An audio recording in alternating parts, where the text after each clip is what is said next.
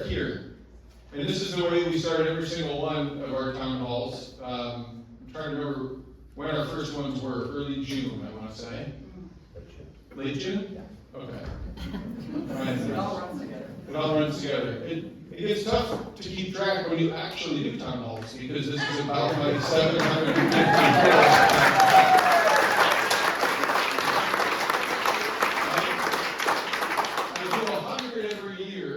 Lee County, if you don't know, it has 2 county seats. I don't ask why, I just say I'll go to both. And that way I can say I'm the hardest working elected official in the state of Iowa. Because I do 100 town halls instead of the 99 county tour.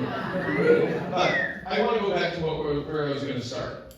There's a really simple, I think a one-word description for our political system today. Broken. This is what we all are dealing with every single day. Politicians know that solving problems like getting a really good mental health system or addressing water quality issues, that's super hard. It's so much easier to get reelected just by demonizing your opponent and convincing everyone that you are the lesser of 2 evils, right? And so what do we get out of that? We get frustrated because our problems don't get solved, and we get angry with our neighbors who are supporting the people that other people are telling us are terrible. Anybody else's Thanksgiving become more awkward in the last 10 years? Right? It's relentless. It's relentless. And I have to say, right? Prayers for the family of Charlie Kirk. Prayers for the family of the folks up in Minnesota that were assassinated this summer.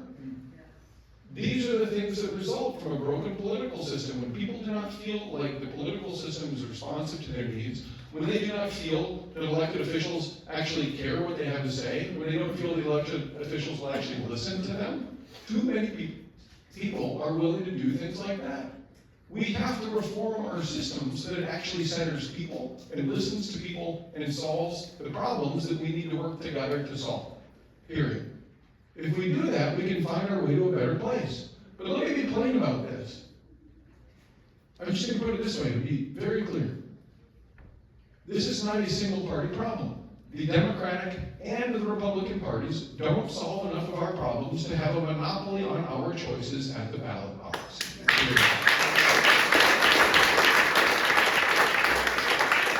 Now, there are a lot of people in both parties who don't want us to talk that way because it's working great for them. They're up at the top and they're having fun. But we're not. And so if we want to change our political culture, we have to do it together. And that is part of the reason that we do these town halls, and that's part of the reason we start them by doing this. I'm going to ask a couple of questions. I just want you to answer them honestly. It's not a trap.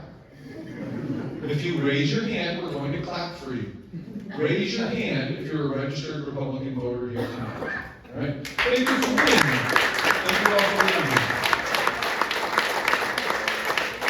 Raise your hand if you're a registered independent voter here tonight. All right. Thank you all for being here. Thank you for being here. And just so that we're being fair to everybody, let's clap for the Democrats too. All right?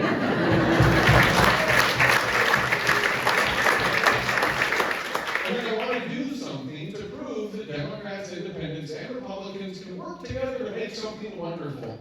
And let's just sing the first verse of America the Beautiful together. I will not start us off. But anybody, I know I'm in Madison County. I grew up in Winterset County, in a small town. There's a lot of people who can sing. I know somebody here can sing. Pick a note, hit it, and the rest of us will join in.